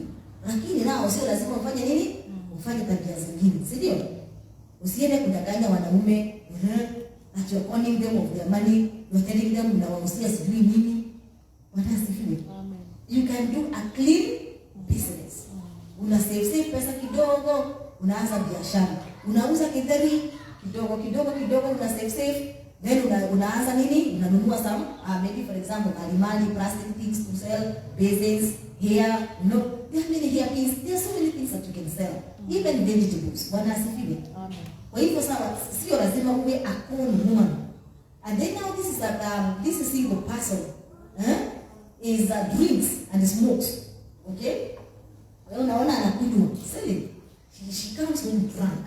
Na kuna watoto. What kind of a role model? Madam Grace talked about role model. Wanasifiwe. So be a role model. Don't drink. You cannot tell your children not to drink when you are drinking. Another thing is that you cannot tell your children not to be immoral. That means usikuone ukitembea na boys. Ati na mmekuwa mkai sana. Ukiona nao wakitembea na boys unashika unatandika yeye. Yet wewe mwenyewe unaleta wanaume mpaka kwa nyumba. And yet you have the testimony. What kind of a testimony? Wewe ni dada. Lakini kuna mtu analala kwa. So how will you tell? How will you advise your daughter? Utamwambia aje asitembee na boys. Na ni wewe umefanya nini? I have a case. Okay, let me say that. Let me note that I have a case myself. Where now a certain woman has children, about 7 of them. Lakini now huyu mama, unfortunately, anatembea na babwana za watu, anaenda kwa town, anaenda na arudi nyumbani usiku. Imagine, anaenda analala huko. Na yet watoto wanajua. Analala kwa boyfriend. Asubuhi anakuja, mwingine anakuja. Anasikika ako na mimi. Sasa nao tulikuwa tunasort out issue ya msichana wake, hata yeye ameanza kutembea na nani? Na vijana. So nao mimi nilikuwa namuuliza, unamwambia aje? Unamwambia anti-control aje kama wewe mwenyewe umeshindwa kujicontrol. So I started now teaching her about the spirit of sexual immorality. Alright? It moves really from the parents to the daughters. So I started now teaching her. So finally, as we are speaking today, the lady is born again. Kaenda tukaomba, tukampreachia, now she is born again. Na hiyo tabia sasa nao shida yake nao ilikuwa anasema she is young na kuna those feelings. Sasa nitafanya aje? Nikamwambia those feelings you only need to tell God. Mwambie now help me to control myself. And first of all, the first thing that I advised her was deliverance. Aende aombewe na pastor. And now from there now, wakati now this spirit of sexual immorality is cast out of her, then now from there akaitwa kanisa. So I told her you must be under the covering of the pastor. And then now, for now, the whole of this, what is the name, 2-3 months, nimeona amefanya nini? Ametumia. So it is possible we find this woman drinking, and then now this is a person who dresses indecently. Or okay, maybe for example now some of the single ladies, they are very decent. Lakini kuna wengine now they want to do what? They want now to attract men. Kwa hivyo that is why they are scantily dressed. Ukisikia huyu ni mama na kuna watoto unamwangalia mara mbili. Because now ile ilikuwa amevaa imefika wapi? Hapa. Ile top amevaa imefika wapi? KCC yote iko nje. Na kuna watoto. Unaona? So at one time I remember there's 2 children who fought. One of the girls alikuwa anaambia wale wengine, wasichana wale wengine, "Hey, unaona mama sio ndiso. Huyu ni mbaya. Unaona vile anafaa." Hata mpaka nao mtu anaangalia anaona wengine wewe. Hata watoto wanagosi huyu mama. Anasema, unaona vile nao wanakaanga. Yes, nini imetoka hapa nje? Na unajua vile watoto wanaongea. So wakati nao this girl aliambiwa, akaenda akapata huyo mwingine, wakapigana wakafight. So when we wanted to know how wanapigania nini, nasema huyu anakosa mama yangu, anasema ati anafaa vibaya, anasema sijui matiti na kuanga nje, sijui huko kunakaa aje, alifai. Tukamwambia now you are the one who made the children to fight. Wewe mwanamke ni wewe ufanye nini? You made the children to fight because now of the way you're dressed. You can also now dress in a decent manner. Wanasifiwe. Na sasa na ukichokosa na wanaume utasema hai mimi na shida. Hata nikipitia kwa bahari tu wanaume wananichokoza. Ask yourself a big question mark. Why? Juu ya vile wewe mwenyewe umefanya nini? Umevaa na vile unajibeba. Bwana asifiwe. So, mimi nilikuwa nafikiria time. Okay, so give me about 5 minutes. Alafu nimalizie twende. All right. So, mimi nilikuwa naona we discuss about now a godly woman. We were told about now this woman, yule mama, a godly woman by Pastor Grace. Kwa hivyo sasa now mimi yangu itakuwa tu kupitia. So, niseme that now if you want to be a godly woman, then what should you do? If you want to be a godly woman, what should you do? So the first thing that you do is wewe mwenyewe, you establish a relationship with God. Put God above everything else. So nothing should be more important than God. Even your spouse should not be more important than God. Even your children. So every time, don't keep on telling people about your children. They have become like a God to you. Dare you touch that child? Utaona. Ukimchunga tu hivi, utaona, utakipata. Because the children are so valuable. No? This woman worships the children. The woman worships the husband. But we are saying that God should be above everything else. There should be, you start a relationship with God. Then now you come to your family, to your husband, to the children. Wanasifiwe. So usiambie kila mtu, bwana yangu, alinunua this, bwana yangu, my husband bought this, my husband bought that. Unaona? Watu wanakuangalia wanakuita, my husband. Kama ni kazi, ama ni kwa soko, wanakuita nani? Wanafanya na hivi. My husband. Ndio hakuna kitu kingine. Talking about now, my husband. Hakuna kitu kingine talking about ndio sheria yako. My doctor. Okay? But it is good. Yeah, you can talk about them, yes, but sio lazima kila wakati. So what you need to do, devote yourself to pray. Love God with all your mind, with all your soul. Then now, a godly woman is full of wisdom. We are told by Pastor Grace. So we have known that now, know when to keep quiet, when to talk, full of wisdom.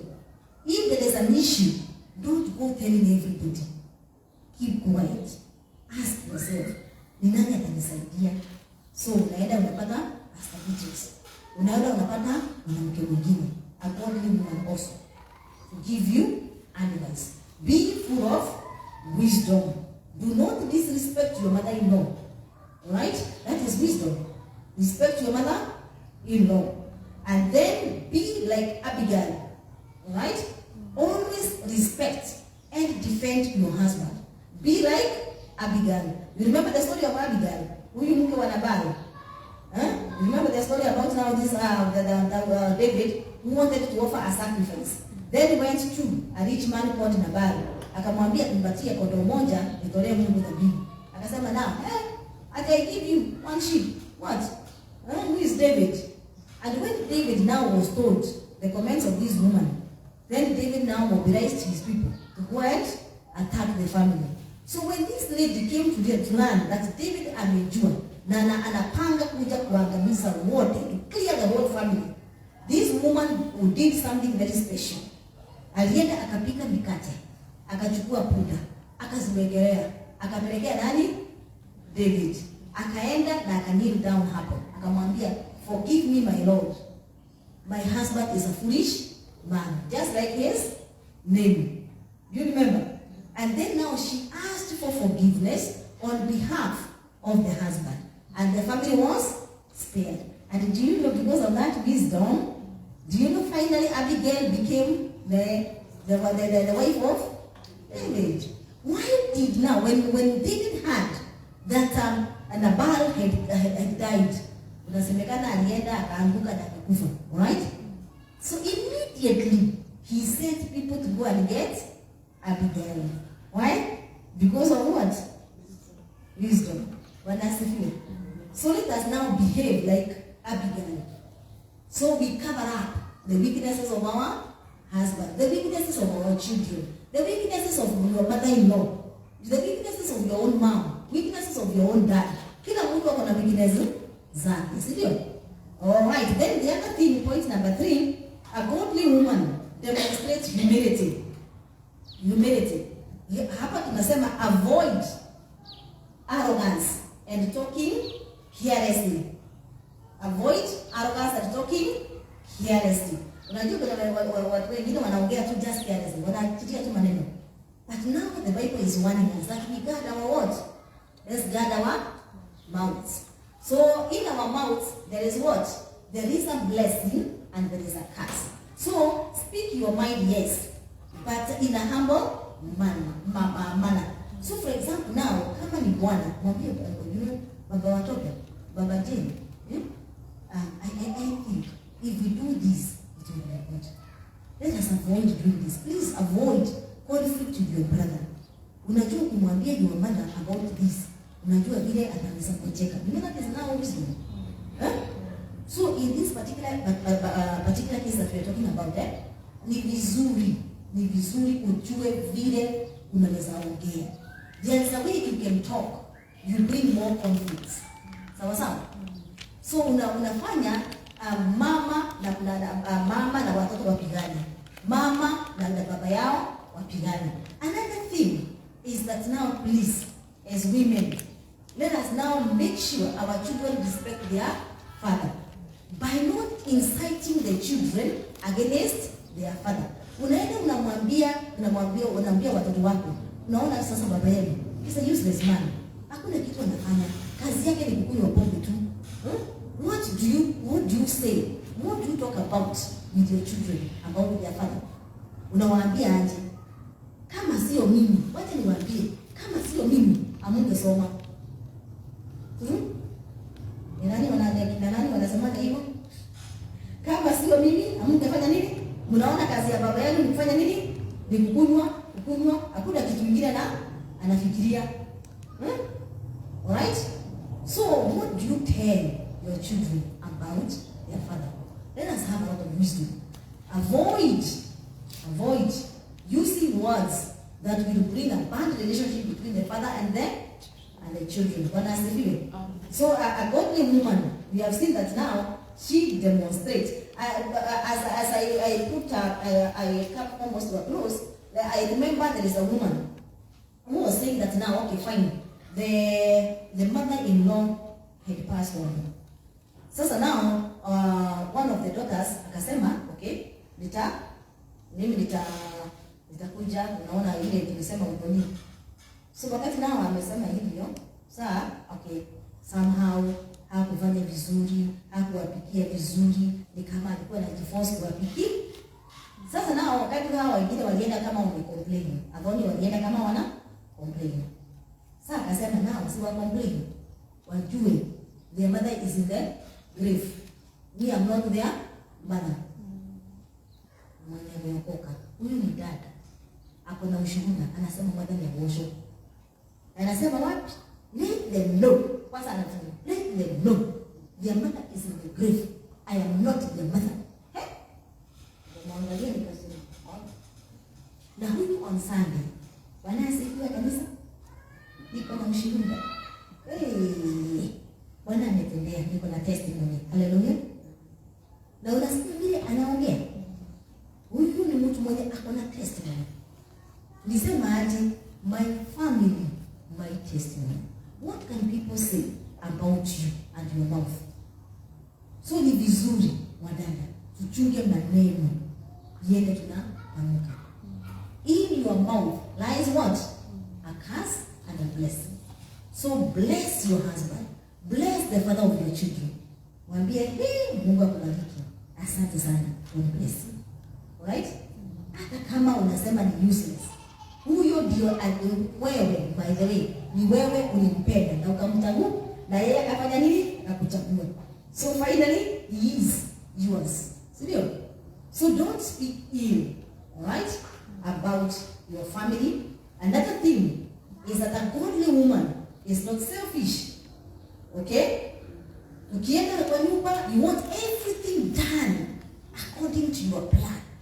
Wewe mwenyewe ni wewe unasema, very selfish. Everything must be done according to your plan.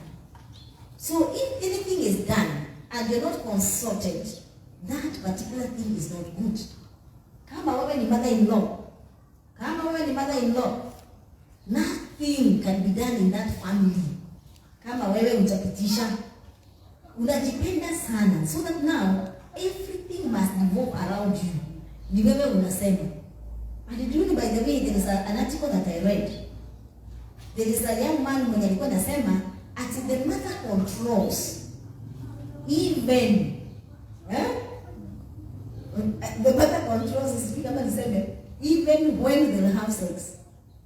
That is now the son will have sex with the wife. The mother-in-law anasema. Imagine. Ati yeye anafanya nini? Ni mother-in-law anasema. Ati huyu mtoto. Sasa nao ni mkubwa. Anataka nao mwingine, anataka mzae mwingine. Ni yeye anasema. When you will have sex, when you have children. Really selfish people. Domineering women. They want to dominate everything. Yeye mwenyewe nao ni yeye anasema. Okay? Ni yeye anasema kama kutanunua kuku, kama kutanunua nini, ni yeye anasema. Really selfish. Akipewa pesa, kazi yake ni kujirepesha yeye mwenyewe. Na anasahau watoto. Right? Yeye mwenyewe ananunua vitu vyake ya kujirepesha. So there is another man who was complaining. Please help my wife. She loves herself so much. She has no space for the family. So don't be very selfish. Love your children, love your husband, love even the members of the family, even the brothers-in-law, sisters-in-law, and your own brothers. So do not be selfish. And of course now keep the right company. We are told about now peer pressure. So this one now, you avoid peer pressure because it will result in being a nag. Kila wakati unaitisha hii, kila wakati unaitisha liana, you will become a nagging woman. You are never satisfied. Alright? So a godly woman also trains the family. If it is the children, you train them how to cook. You train them how to take care of themselves and manage themselves. So you are a teacher. Kama wewe uko na ushuhuda, lazima ufanye nini? Uwe mwalimu. Funza watoto wako how to be disciplined, how to cook, how to wash. Usiwe na watoto na hawawezi kujifanyia chochote. That you must cook for them. You must wash their clothes. This time they in secondary school. There is another lady alikuwa ananiambia, mwalimu sijui huyu kwa nini alikataa kumaliza homework. Na mimi simpatii kazi yoyote, hata uniform yake ni mimi nafua. Hata socks, na huyu msichana ako form 4. Hata socks. Umesikia hiyo? Hata chenye tu anavua ni baika yake na ina clothes. Nikamwambia, you have got it wrong. You are very wrong. So how will this lady, how is this girl know how to wash? Akioleka saa hii, nani atamfulia nguo? Akioleka saa hii, nani atampikia? Saa hii anaweza enda university. Na university unaenda unarent kwa nyumba unajipikia. So ni nani atampikia? So you must train your children right from when they are very young, right? Wacha wajifanyie tu vitu, watengeneze maybe kitanda, they know how to spread their bed. Wacha wa train. And actually the Bible says that let the older women train the younger women. So sisi kama now mothers-in-law, sisi kwenye tuko a bit older, let us train the other women. Let us direct them.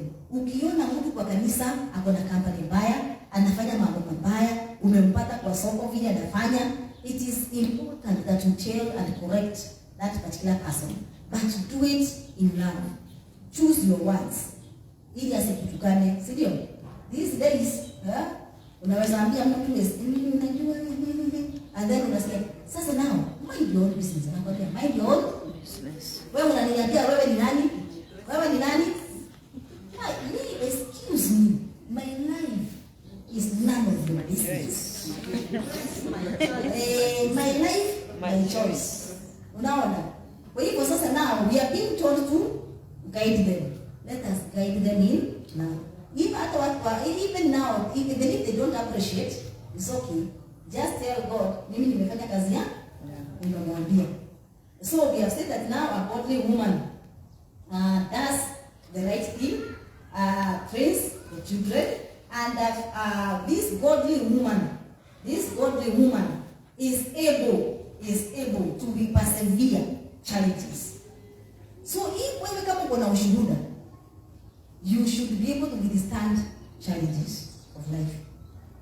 Challenges are part of our lives. So kwa hivyo sasa nao ni lazima tungangane, ni lazima we overcome. So the greatness of a woman is known when that particular woman is passing through challenges.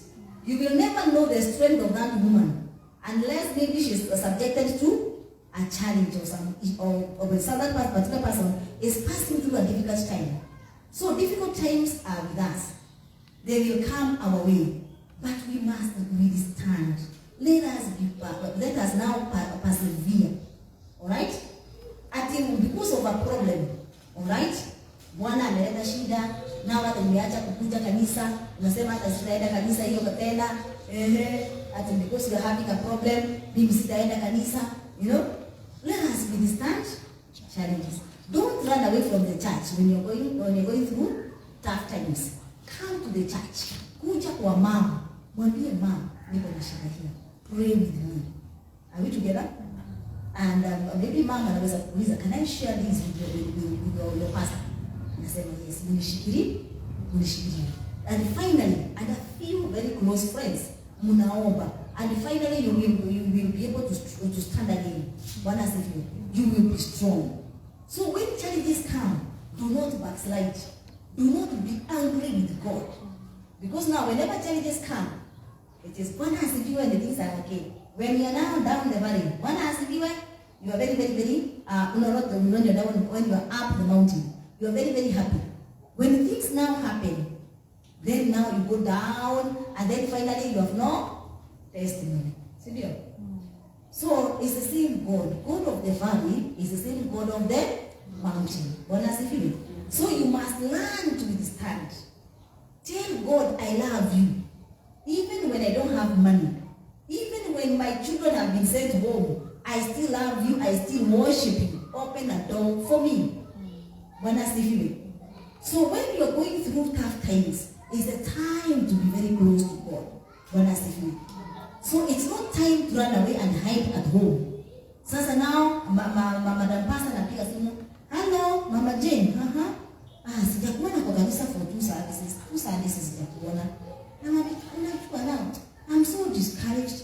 Even I don't want you to come to church. I'm so angry with God. So it is a matter of running to the servants of God. Wakati umeona maneno sio mazuri, mtoto ameanza kuvuta bangi, mtoto ameanza kumisbehave, what do? Run to the servant of and pray. And we are told about prayer by Pastor Grace. So it is all about being able to withstand challenges. So as a godly woman, be able to withstand challenges. And don't be very noisy. Lead a quiet life. Now as I wind up, lead a quiet life. Don't be noisy. Wakati Bwana amelala, you are talking. Na ameenda kulala. Wakati mwingine our husbands anaenda kulala first, si ndio? So na wakati umeingia kwa bedroom, unaanza story. Wewe usikii? Sina kuongelesha. So na amibaki na amelala, ameanza kulala, ameshikwa na usingizi. Na wewe unakuja, pande, making a lot of noise. Anakwambia, si allow me to sleep. So just don't be very noisy. Learn to control yourself. In quietness, you'll be able to hear God. Bwana asifiwe. Kwa hivyo sasa nao usiwe kila wakati unaongea. And another thing, don't talk so much until you tell your visions to everybody. And some of the challenges maybe you're going through is because of your mouth. You told the wrong people about your vision and your plans and your dreams. So you remember Joseph from the Bible? Do you remember Joseph? Yes. What did he do? He shared his dreams. See what happened after he shared the dreams? The brothers were against him. All of them. Sawa? Why? Because of sharing his. So you must really know who to share with. Sio kila mtu unampatia testimony. Ati atataka kuambia my friend, wacha nikwambie, I have got a job, sijui wapi, nitapewa 30k, unaona? Na nikipewa 30k, wacha nikwambie, nitanunua gas cooker, nitanunua ile TV kubwa. Unamwambia, nani anaenda anafanya nini? Ana offset hiyo deal. Wanasifiwe. So some of the problems that you are facing would be ni wewe mwenyewe umefanya nini? Umejiletea. Kwa nini? You have not learned to be quiet. So Mungu akikuongelesha kitu, atakupatia kitu, just keep quiet, continue praying about it until it manifests. Baka ushike hiyo kitu. But don't start talking. Talking, I'm telling everybody, my daughter is getting married, hey, not everybody is happy about your success. Not everybody. Wait for learn to keep quiet. Do not tire your husband na maneno kila wakati. Unaongea. Even he has no space to talk. Hata yeye mwenyewe haongei, ni wewe tu unaongea. So don't be very noisy. Lead a quiet life. Are we together? That is according to Proverbs. You will read at home. Proverbs 14, verse 3. The quiet life. Are we together? Lead a quiet. And of course, you have said you love and appreciate your family and your husband. You have said take care of him physically. Take care of him physically. Let him walk. Let now yourself take care of him so that now he commands honor, he commands respect. Juu amefanya vizuri, amekula vizuri. Sio mwenye anaenda anavurutwa hivi na upepo. Juu nyinyi wewe na watoto mko hivi. Yeah? Lakini yeye ako hivi. It's very slim. Wewe mnakula matunda mnamnina. Siku moja nilienda kwa soko. Nikapata there's a person nilikuwa naona anakula matunda. A colleague of mine. Nikamuuliza by the way, kwa nini unakuja kukula matunda kwa soko? Unaona kama ni za teacher, ndio sio vizuri. Ati wewe unaonekana umeshika mbele hivi unakula. Unaona kuna shida? Ama unaona kuna shida? Wewe kila wakati unaonekana unakula machungwa, unakula melon kwa soko. There must be a problem. One day I wanted to know why. Akaniambia unajua nini?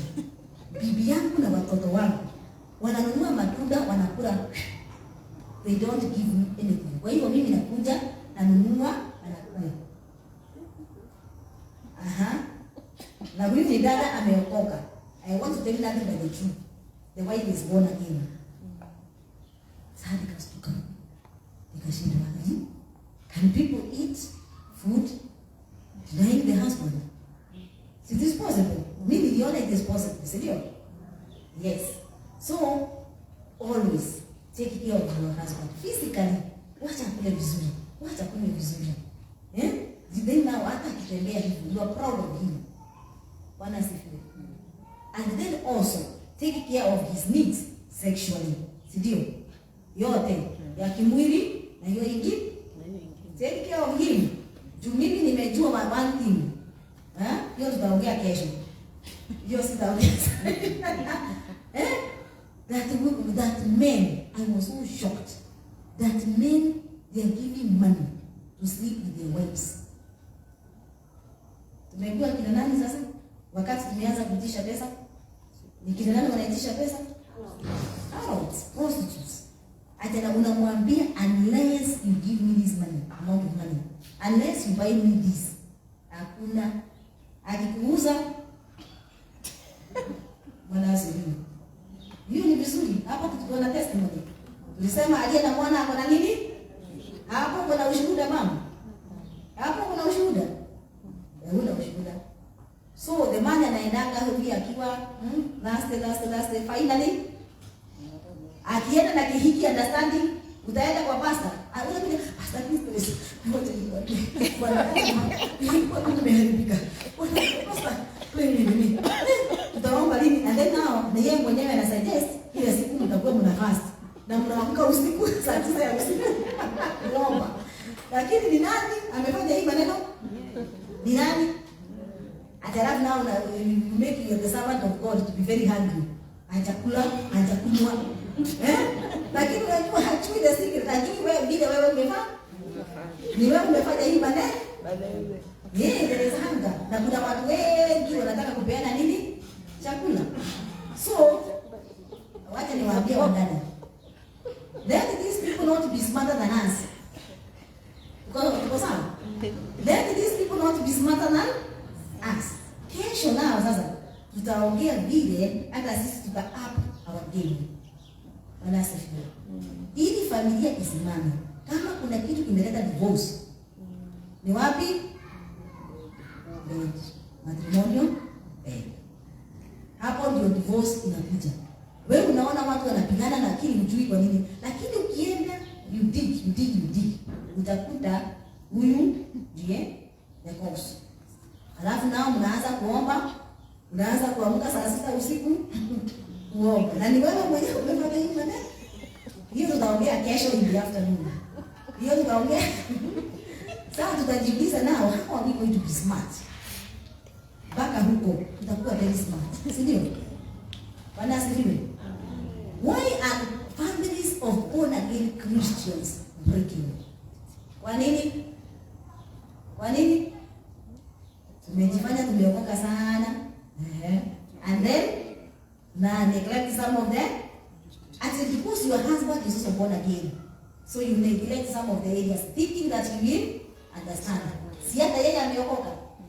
Si hata yeye anapenda Yesu. Lakini kitambo ujue kuna mwingine. Hata kama ameokoka. So we must really be very, very committed. We must make our families to stand. And we must do the right things. God himself created a man and a woman. And what did he tell them? Go and multiply and fill the earth. What was the formula of multiplication? Ilikuwa nini? Becoming one what? Flesh. That is where the formula of multiplication is coming in. Bwana asifiwe. Hiyo tutaongea in the afternoon. Hiyo si ya saa hii. Alright? And finally, don't compare your husband with others. Okay? Mimi naomba pande zote. Okay? Huyu ni your husband. Alright? So don't keep on admiring other people's husbands. Unaangalia, unaona, huyo ni Baba Joe. Unamwangalia unasema, I wish I was married to Baba Joe. Unaangalia wako, unaangalia Baba Joe. Unaadmire nani? Baba Joe. Why? Vile unaona anapenda bibi yake, unaona ana respect bibi yake, familia yake imesimama vizuri. Then you start admiring that family. Then what about yourself? What have you done to make yours stand? Wewe umefanya nini? Okay? Yeye anapenda watoto na wewe unapenda wako. Anapenda bibi yake, wewe unapenda bwana yako. So don't look at what the others are doing. vile wanapendana, na wewe on the other side now. No? You are not doing the same. Bwana asifiwe.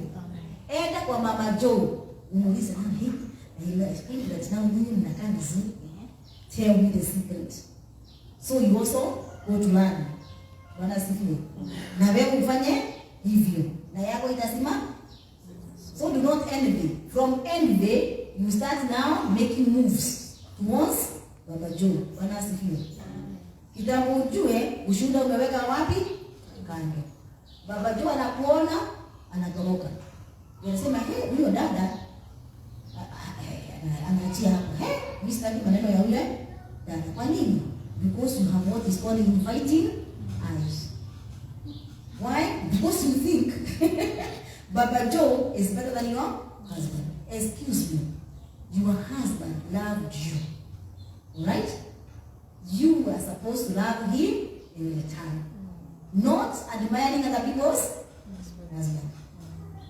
And finally, kama wadada wa Yesu, msifanye nini? Let us not have insecurities. Insecurity ni vile unafikiria mtu atakunyang'anya Bwana. Kwa hivyo sasa na utaki mtu akaribie Bwana. Pastor Petrus akienda next, anaona kama wewe unakuja haraka sana. Hata wewe unakuja kusikiliza anaambiwa nini? You have a lot of insecurity. Ukiona bwana yako amesimama somewhere, na ni vile tu amesimama, wanatoa ushuhuda vile Bwana amewafanyia. Bwana asifiwe. Thank you Lord. So Sister Beatrice, uko sawa? Mimi niko sawa, niko na Yesu, niko na ushuhuda.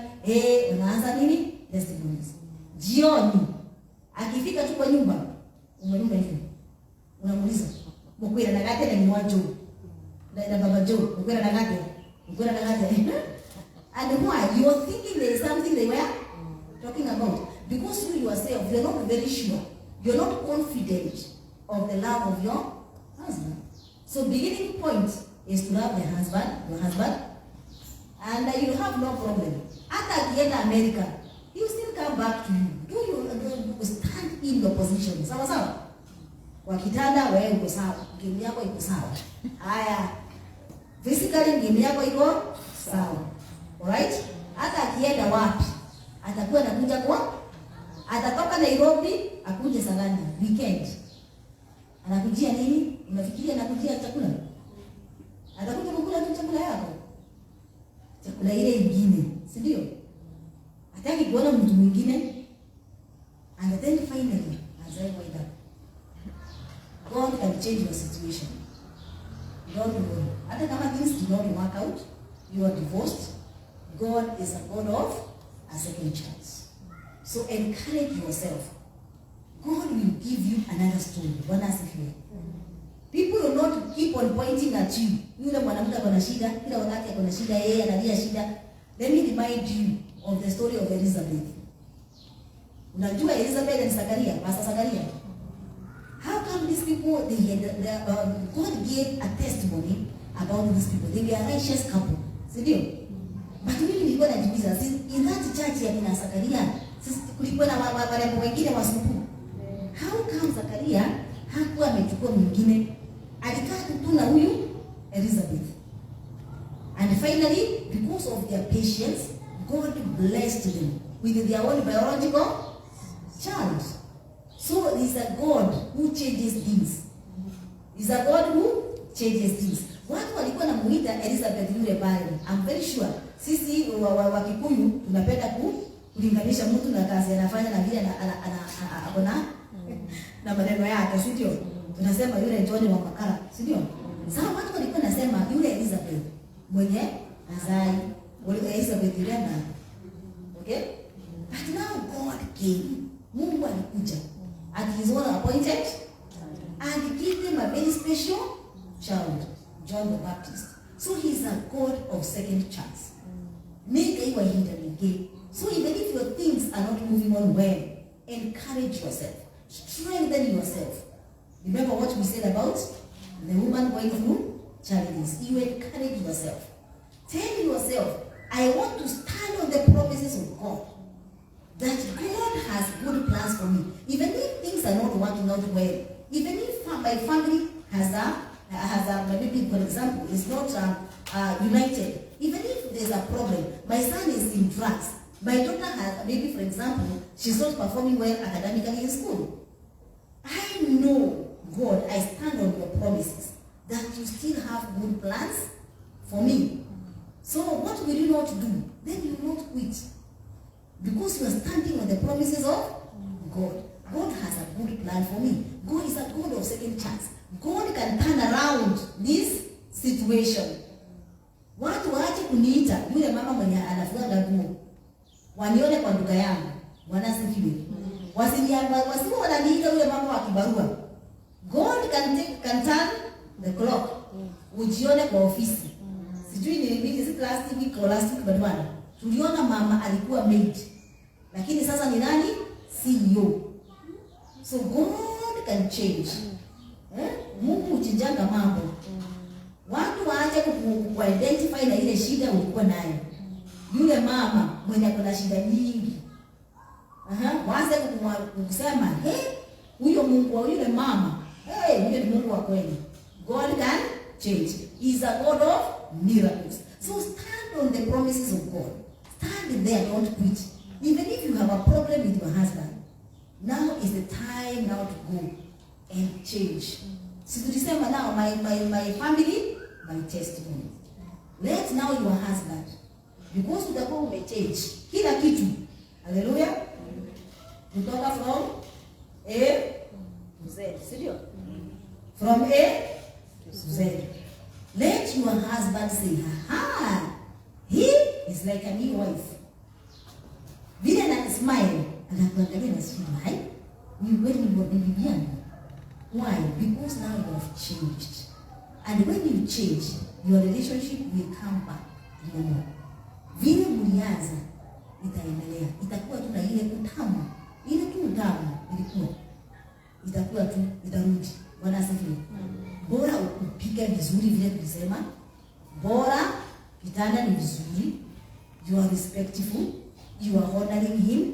You are respecting him. Right? Everything will go back. Right? Because God is a God of second chance. So don't be discouraged. Go and stand. Ile maneno tumecheck Egypt. Remember tukisema tutafanya check. You go and assess yourself. Mimi nilikuwa na fail wapi? How come my husband doesn't love me? Let me now start loving him more. Akifika nyumbani, wear a smile. Ile sura weka kando. Alright? Everything ufanye vizuri na uone. Muombe Mungu, mwambie God, restore the love. The first love yenye tulikuwa nayo na itakuwa na utamu tena. Bwana asifiwe. It is all about commitment. It's all about telling God, you are God, you can turn around situation. I stand that you are a God who gave Elizabeth a child and her story changed. Change my story, dear Lord. Change my story. I am here, Lord. And when you submit yourself to God and you honestly tell him, nimeona mahali nilikuwa nimeanguka. Sasa na ufanya nini? Amuka na hiyo nguvu sasa. And then you begin a new home. Let there be love. Let there be laughter in your home. Bwana asifiwe. Wewe na watoto wako mkae vizuri, mkae kwa amani. Mungu awajalie baraka. And then people will be saying, they will give a testimony. That family has changed. That family has changed. I'm sure. Wakati mnaenda nyumbani, kuna wakati mlikuwa na shida sana. Lakini saa hii mkienda nyumbani, unaona your brothers wamepack vehicles hapo nje. Watu wanasemaje kwa hiyo kwa familia yenu? Unaenda kuangalia kwa pake kwa haja. Si ndio? He's a God of, he changes the situation. So let us encourage ourselves. Let us strengthen ourselves. So let me stop there. So kesho tutaenda hii nyingine sasa. Tutakuwa tunaongea maneno ya nini? Ya marriage. Leo tumeongea maneno ya nini? Familia. Kesho tutaongea maneno ya marriage. Na tutaongea maneno encouraging the single mothers. Kesho na Pastor Grace atakuwa na single mothers. To encourage them, kuwatia nguvu. familia yako inaweza kuwa imesimama tena. You can have laughter. You can enjoy your family. Because umeinvite Mungu wapi? Kwa hiyo familia. Bwana asifiwe. Na sisi nao na mimi nitakuwa na wenye wameoleka. Sasa nao kesho come prepared. Bwana asifiwe. Come prepared. Wakati tutajifungia somewhere, sisi nao tutajifungia somewhere, sio? Sijui kama na tuongee kile